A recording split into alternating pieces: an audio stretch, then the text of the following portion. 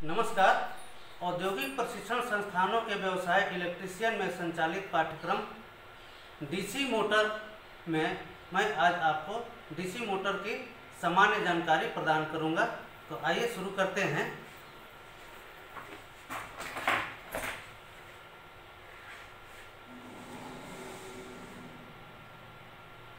DC motor क्या है? DC motor DC द्वारा संचालित एक इलेक्ट्रिक मोटर है जिसे हम डीसी मोटर कहते हैं।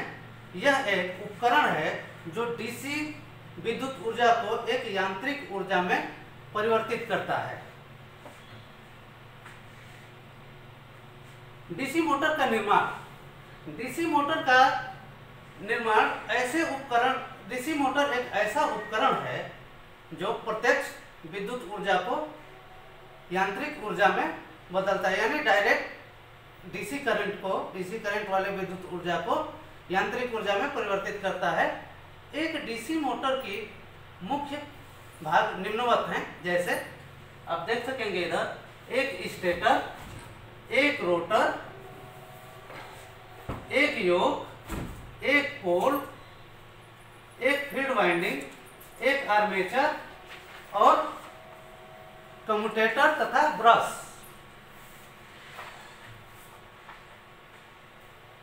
एक स्टेटर डीसी मशीन का स्थिर हिस्सा है जो फील्ड वाइंडिंग को पूरा करता है और आपूर्ति प्राप्त करता है। मतलब फील्ड वाइंडिंग इसी से कंप्लीट होता है और बिजली प्राप्त करता है। एक रोटर वो हिस्सा है, स्टेटर और रोटर में अंतर देखिए। फील्ड वाइंडिंग को स्टेटर बोलते हैं और रोटर वो भाग है जो कि घूमता है। एक रोटर डीसी मोटर मशीन का घूमने वाला हिस्सा है जो मैकेनिकल घुमाव प्रदान करता है। ये सभी भाग एक साथ मिलकर डीसी मोटर का निर्माण करते हैं। यहाँ पर हम देख रहे हैं डीसी मोटर के भागों को। जैसे आप देख रहे हैं ये पूरा स्टेटर है, ये पूरा पोर्शन स्टेटर कहलाता है। ये यहाँ से ये पूरा स्टेटर है और ये पोर्शन, ये भाग जो है ये रोटर है। ठीक है। अब इसमें देखिए, इसमें पोल शूज है, फेस है, फील्ड वाइंडिंग कहाँ की जाती है, आर्मेचर कौन सा है, बियरिंग कौन सा है, शाफ्ट कौन सा है, कम्यूटेटर कौन सा है, ब्रश कौन सा है, ये आपके इस चित्र में दिखाया गया है। डीसी मोटर या योक चुंबकीय फ्रेम या डीसी मोटर का योक कच्चा लोहा या स्टील से बना होता है। इसका मुख्य कार्य मोटर के परिष्कृत या मोटर में विकसित आंतरिक भागों पर एक सुरक्षात्मक आवरण बनाना है और आर्मेचर को सहायता प्रदान करना है। यह चुंबकीय ध्रुव और डीसी मोटर की फील्ड वाइंडिंग के द्वारा फील्ड सिस्टम को सपोर्ट करता है।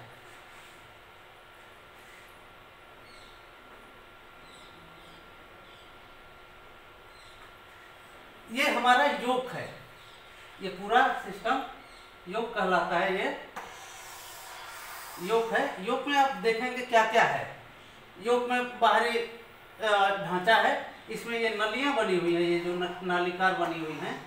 ठीक है। ये नालिकार मोटर को ठंडा रखने में सहायता प्रदान करते हैं। जब मोटर के बाहरी हिस्से पर पंखा जो लगता है, इसका फैन जैसे शाफ्ट पे लगता है, तो हवा इससे होकर गुजरती है और इसको कूलिंग प्रदान करती है।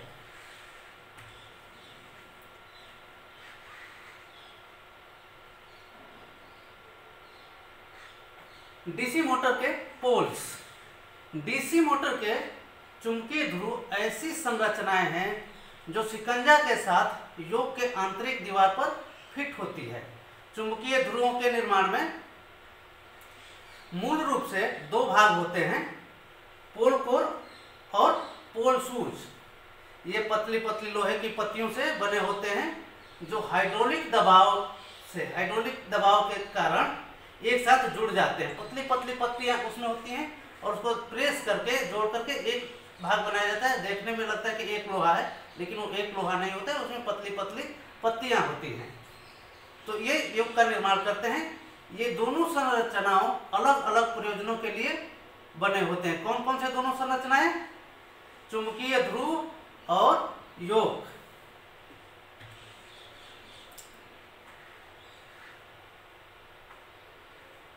पोल कोर जो है छोटे क्रॉस सेक्शन का क्षेत्र होता है और इसका कार्य पोल सूज को योग से जोड़े रखना है, जबकि पोल सूज अपेक्षाकृत एक बड़े क्रॉस सेक्शन का क्षेत्र है और फैला होता है और चुंबकीय फ्लक्स के प्रवाह के लिए स्टेटर और रोटर के बीच एयर गैप के लिए मार्ग प्रदान करता है।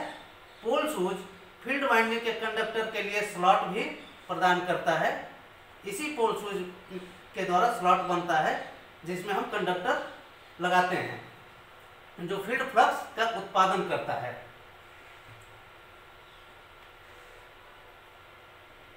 आप देख सकते हैं यहाँ पर ये पोल है और यहाँ पर पोल सूज, यहाँ से ये पोर्शन जो है पोल सूज है,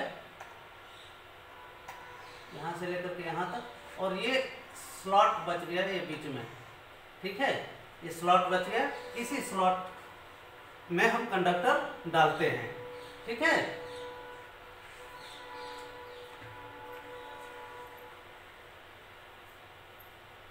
डीसी मोटर की फील्ड वाइंडिंग। डीसी मोटर की फील्ड वाइंडिंग पोल सूज के स्लॉट्स पर फील्ड कॉइल्स माने कॉपर वायर के वाउंड को इस तरह से बनाया जाता है कि जब फील्ड करंट प्रवाहित होता है तो आसन्न मतलब कि आमने सामने के ध्रुवों के बीच ध्रुवता उत्पन्न हो जाती है, मतलब पोलरिटी पैदा हो जाती है। फील्ड वाइंडिंग मूल रूप से एक इलेक्ट्रोमैग्नेट बनाता है जो फील्ड फ्लक्स का उत्पादन करता है, जिसके भीतर डीसी मोटर का रोटर आर्मेचर घूमता है और प्रभावित फ्लक्स कटिंग में परिणाम होता है, मतलब कि फ्लक्स को काटने में वो प्रभावित होता है।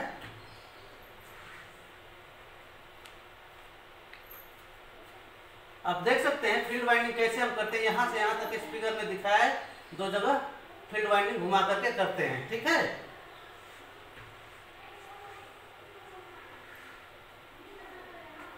डीसी मोटर की आर्मेचर वाइंडिंग।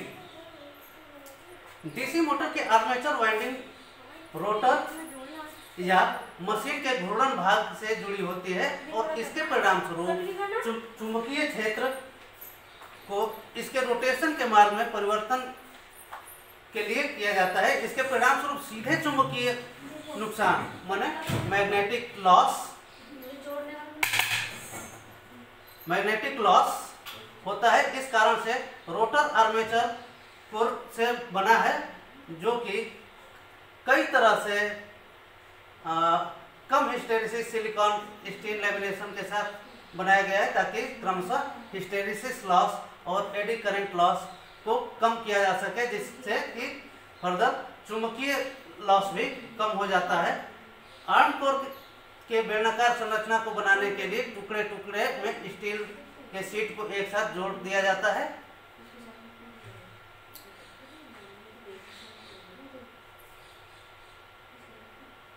आर्मेचर कोर को एक ही सामग्री से बने स्लॉट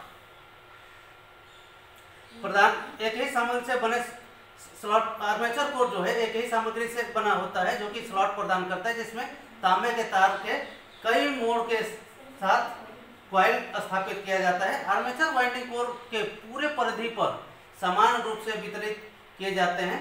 स्लॉट करंट और क्षेत्र की आपूर्ति की स्थिति में आर्मेचर के रोटेशन के दौरान उत्पादित हाई सेंट्रीफ्यूगल फोर्स, जब हम घुमाएंगे किसी चीज को गोलाई में तो उसमें सेंट्रीफ्यूगल फोर्स उत्पन्न होता है। जब हाई सेंट्रीफ्यूगल फोर्स होता है, जैसे आप लोग देखे होंगे कि किसी बर्तन में लेकर के दूध या पानी हम घुमाते हैं तो सेंट्रीफ्यूगल फोर्स के कारण वो पानी नीचे नहीं गिरता है, लेकिन आर्मेचर का स्लॉट बाहर की तरफ खुला हुआ है तो जब हाई सेंट्रीफ्यूगल फोर्स होगा तो उसके कॉइल्स बाहर निकलने के चांसेस हैं, ठीक है। तो ज्यादा चांस है बाहर निकलने के लिए, तो उसके लिए क्या करते हैं, कंडक्टर को बाहर निकलने से रोकने के लिए स्लॉट में सूज को थोड़ा आगे की तरफ बनाया जाता है और एक रेशेदार वेज जो होता है उसमें घुसा करके, फच्चर या वेज घुसा करके उसको बंद कर दिया जाता है ताकि वो बाहर ना निकल सके। आप चित्र में देख सकते हैं ये स्लॉट्स हैं और इस यहाँ पर रेशेदार फच्चर हम डाल देते हैं, यहाँ पर फच्चर डाल करके बंद कर देते हैं। ठीक है, अगर हमने इसमें कॉइल्स डाले हैं, वायर कंडक्टर ऐसे डाले हैं, ठीक है, कंडक्टर इसमें फुल हो गया, कंडक्टर इस तरह से होगा ना, इधर से आकर के ऐसे जाएगा, तो उसके बाद इसको बंद करने के लिए यहाँ से फच्चर डाल करके हम बंद कर देते हैं। ठीक है, और बीच बीच में ये जो छिद्र बने हुए हैं ना, ये छिद्र जो हैं इसको कूल रखने में, आर्मेचर को कूल रखने में सहायता प्रदान करने में, इससे हवा गुजरता है तो ये ठंडा रहता है।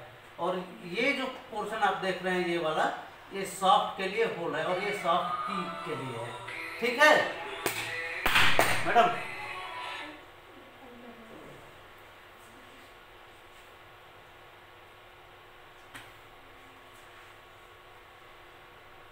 ये है हमारा आर्मेचर वाइंडिंग। उस जो क्रॉस सेक्शन आपने देखा उसी का ये लॉन्गिट्यूडनल एरिया है। यहाँ पर आप देखेंगे ये आपके कंडक्टर्स पड़े हुए हैं, ये कंडक्टर है, इसमें कंडक्टर पड़ के वाइंडिंग किया हुआ है इस तरह से। ठीक है, और इसी में से सिरा निकल करके इस पर जुड़ा हुआ है। ठीक है, और इसी पर कार्बन ब्रश हम लगा देते हैं, यहाँ पर कार्बन ब्रश लगा करके इसको सप्लाई प्रदान करते हैं।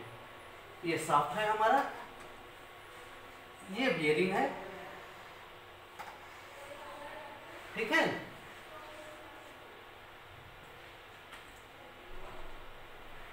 आगे बढ़ते हैं। डीसी मोटर का सिद्धांत। जब एक धारा ले जाने वाला कंडक्टर चुंबकीय क्षेत्र में रखा जाता है, धारा ले जाने वाला कंडक्टर चुंबकीय क्षेत्र में रखा जाता है, समझ रहे हैं ना। ऐसा कंडक्टर, चुंबकीय क्षेत्र तो हमने पहले बना दिया फील्ड वाइंडिंग करके। ठीक है, अब उस फील्ड में सप्लाई हम दिए तो चुंबकीय क्षेत्र बन गया। अब उस फील्ड में कंडक्टर एक और रख दिए, मतलब रोटर में जो कंडक्टर है वो रख दिए। तो जब धारा ले जाने वाला कंडक्टर चुंबकीय क्षेत्र में रखा जाता है तो यह टॉर्क का अनुभव करता है। टॉर्क माने ट्विस्टिंग फोर्स का अनुभव करता है। ठीक है, और स्थानांतरित करने की प्रवृत्ति रखता है, मतलब उसको एक स्थान से दूसरे स्थान तक हिलाने की प्रवृत्ति रखता है। दूसरे शब्दों में हम कहेंगे, जब एक चुंबकीय क्षेत्र और एक विद्युत क्षेत्र परस्पर क्रिया करते हैं तो एक यांत्रिक शक्ति उत्पन्न होती है। डीसी मोटर या प्रत्यक्ष धारा मोटर जो है इसी प्रिंसिपल पर, इसी सिद्धांत पर कार्य करता है। इसे मोटरिंग क्रिया के रूप में हम जानते हैं।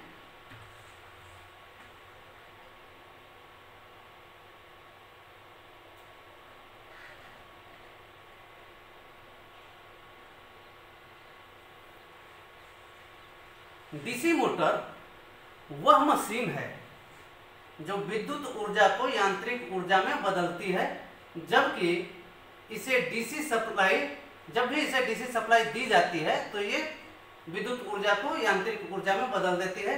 डीसी मोटर तथा डीसी जनरेटर की बनावट एक ही जैसी होती है, सिमिलर होता है, पर इसमें लिए जाने वाले कार्य में अंतर है। डीसी जनरेटर से हम यांत्रिक ऊर्जा दे करके वैद्युतिक ऊर्जा का उत्पादन करते हैं, जबकि डीसी मोटर में वैद्युतिक ऊर्जा दे करके यांत्रिक ऊर्जा लेते हैं। स्व उत्तेजित डीसी जनरेटरों के फील्ड पोल शूज में लोहे के बनाए शूज ऐसे लोहे के बनाए जाते हैं कि रेजिडुअल मैग्नेटिज्म बना रहे।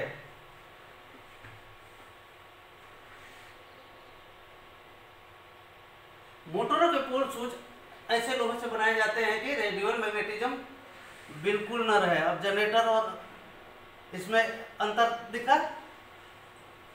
मोटर में पोल शूज ऐसे लोहे से बनाए जाते हैं कि रेजिडुअल मैग्नेटिज्म बिल्कुल न रहे, जबकि जनरेटर में ऐसे लोहे से बनाए जाते हैं कि रेजिडुअल मैग्नेटिज्म बना रहे, ये अंतर है, ताकि हिस्टेरिसिस लॉस से बचा जा सके। बनावट के तौर पर यही मुख्य अंतर है। जनरेटर का काम अपने चालकों को चुंबकीय क्षेत्र में घुमाकर प्रेरित ईएमएफ उत्पन्न करना है, तथा मोटर का काम अपने चालकों में से करंट का प्रवाह करके रोटर में टॉर्क उत्पन्न करना है।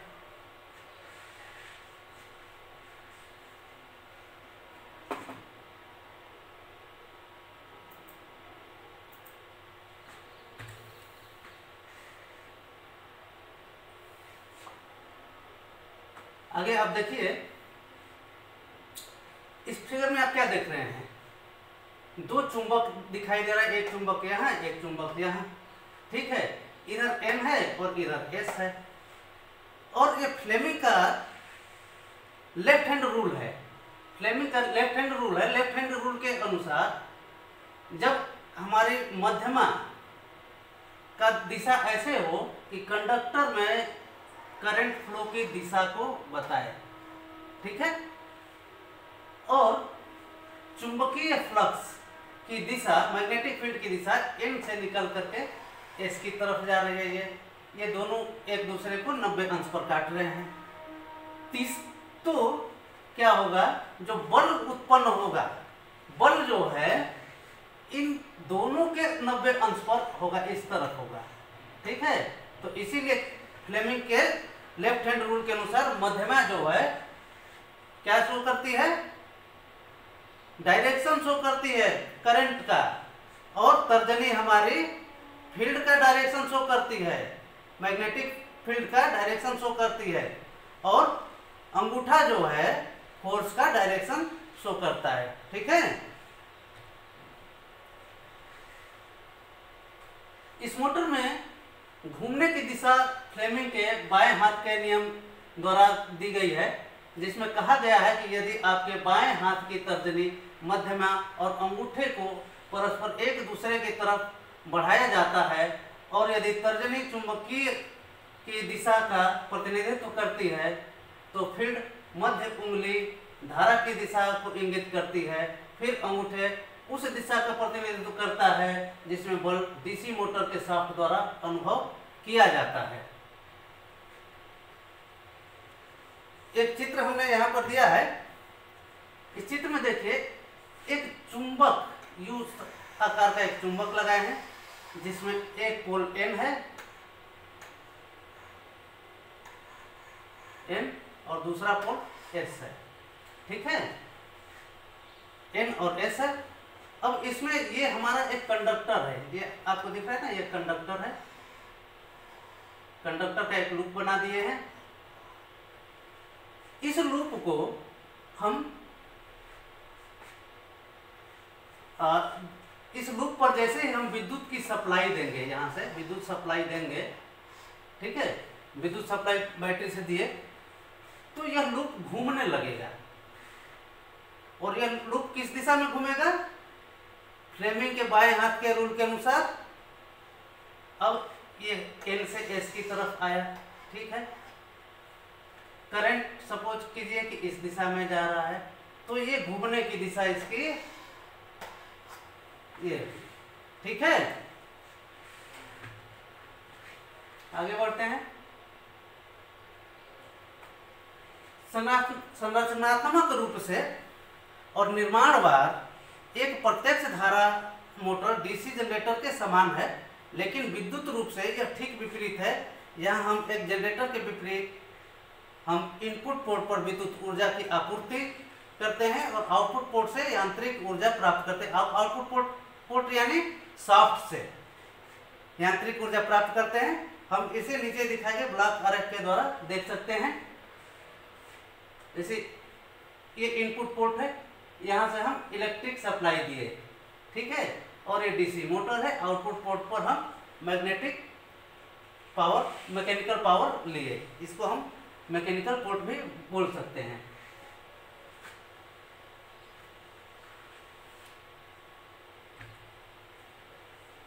यहाँ एक डीसी मोटर में आपूर्ति वोल्टेज E और करंट आई को विद्युत पोर्ट या इनपुट पोर्ट को दिया जाता है और हम मैकेनिकल पोर्ट या आउटपुट पोर्ट से मैकेनिकल आउटपुट अर्थात टॉर्क टी और स्पीड ओमेगा प्राप्त करते हैं। पैरामीटर के प्रत्यक्ष धारा मोटर के इनपुट और आउटपुट पोर्ट वेरिएबल से संबंधित है। इसको हम इस फार्मूले से भी जान सकते हैं, T इक्वल टू के आई एंड E इक्वल टू के ओमेगा।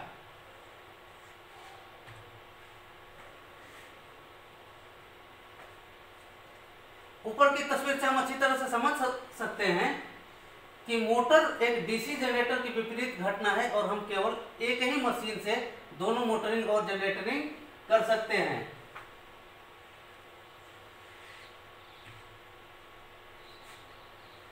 डीसी मोटर का विस्तृत विवरण। एक डीसी मोटर का विस्तृत विवरण को समझने के लिए नीचे दिए गए आरेख पर हम विचार करते हैं। ये हमारा आरेख है। ये देखिए डीसी मोटर है, ठीक है। ये हमारा डीसी मोटर हुआ। ये कार्बन ब्रश है दोनों, ठीक है, कार्बन ब्रशेस हो गए। ये हमारा शाफ्ट है, ठीक है, शाफ्ट जिस पर हम लोड देंगे। अब करंट की दिशा देखिए, ये रेजिस्टेंस है, आर्मेचर रेजिस्टेंस, ये आर्मेचर करंट, ठीक है, और ये ये आर्मेचर करंट है और ये भी आर्मेचर करंट है।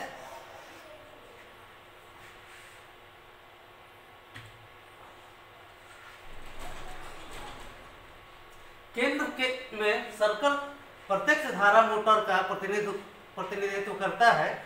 सर्कल पर हम ब्रश खींचते हैं, ब्रश पर हम बाहरी टर्मिनल जोड़ते हैं जिसके माध्यम से हम आपूर्ति वोल्टेज देते हैं। मैकेनिकल टर्मिनल पर हमारे पास आर्मेचर के केंद्र से निकलने वाला शाफ्ट और मैकेनिकल लोड करने के लिए शाफ्ट जोड़े होते हैं। आपूर्ति टर्मिनल पर हम श्रृंखला में कवच प्रतिरोध या RA, जो कि RA का प्रतिनिधित्व करता है, कवच प्रतिरोध को हम देते हैं। अब इनपुट वोल्टेज E को ब्रश पर लगाया जाता है। विद्युत प्रवाह को चुंबकीय क्षेत्र की उपस्थिति में ब्रश के माध्यम से रोटर आर्मेचर के माध्यम में बहता है, एक टॉर्क TG पैदा करता है और इस टॉर्क TG के कारण डीसी मोटर का आर्मेचर घूमता है। जैसा कि आर्मेचर करंट धाराएं ले रहे हैं और आर्मेचर स्टेटर चुंबकीय क्षेत्र के अंदर घूमता है, यह जनरेटर के समान EMF EB पैदा करता है। उत्पन्न EMF EB को आपूर्ति वोल्टेज के विपरीत निर्देशित किया जाता है और इसे बैक EMF के रूप में जाना जाता है, क्योंकि फॉरवर्ड वोल्टेज को काउंटर करता है। यह फॉरवर्ड वोल्टेज को काउंटर करता है, इसीलिए इसको बैक EMF कहा जाता है। एक जनरेटर के मामले में बैक EMF द्वारा इस चित्र के द्वारा दर्शाया गया है। EB बराबर P phi ZN और यहाँ पर 60A, ठीक है। इसका जहां पर P जो है ध्रुवों की संख्या माने पोलों की संख्या है और phi फ्लक्स प्रति पोल है। Z जो है, ये Z आप जो देख रहे हैं कंडक्टरों की संख्या है, A समानांतर पाथ की संख्या है और N जो है डीसी मोटर की गति है। यहाँ पर देख सकते हैं जो बात हमने कहा है वो लिखे हैं।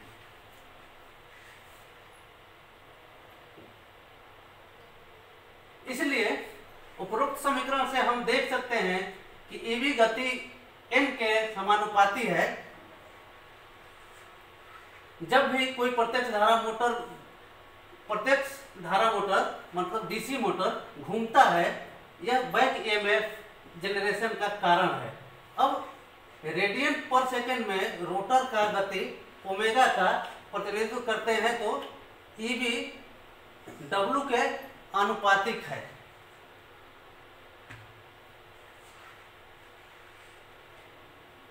इसलिए जब लोड का आवेदन मोटर की गति को कम करता है, मतलब लोड जब अप्लाई करते हैं तो इससे मोटर की गति कम होता है, तो ईबी कम हो जाता है। इस प्रकार आपूर्ति वोल्टेज और बैक ईएमएफ के बीच वोल्टेज का अंतर बढ़ता है, जिसका अर्थ है ई माइनस ईबी बढ़ता है। इस बढ़े हुए वोल्टेज के अंतर के कारण आर्मेचर करंट बढ़ेगा और इसलिए टॉर्क और इसलिए गति बढ़ जाती है, और इस प्रकार डीसी मोटर वेरिएबल लोड के तहत समान गति बनाए रखने में सक्षम है।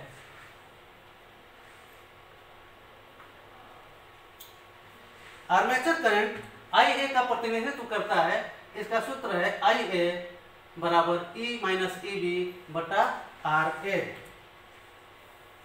अब स्टार्टिंग गति ओमेगा को देखते हैं। स्टार्टिंग गति ओमेगा 0 बराबर 0, तो ईबी बराबर 0 होगा।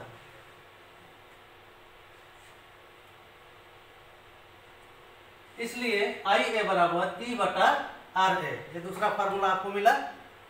अब चूंकि आर्मेचर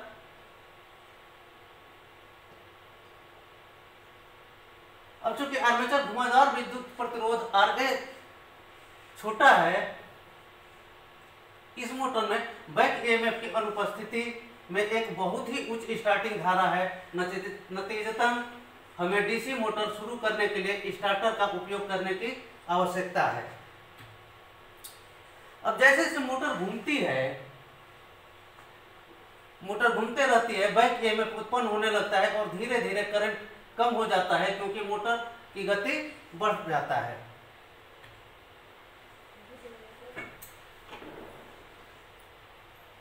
फाइनली हम देखते हैं डीसी मोटर के प्रकार। डायरेक्ट मोटर्स को आर्मेचर के साथ कनेक्शन और फील्ड वाइंडिंग के अनुसार नामित किया जाता है, जो 3 प्रकार के होते हैं। कौन कौन से 3 प्रकार है? Shunt wound DC motor, series wound DC motor और compound DC motor.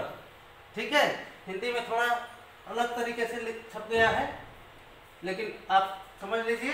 Shunt wound DC motor, series wound DC motor और कंपाउंड वाउंड डीसी मोटर। तो ये आज का हमारा डीसी मोटर पर चर्चा था। आशा है कि यह परिचर्चा आपको भविष्य में मददगार साबित होगा। धन्यवाद।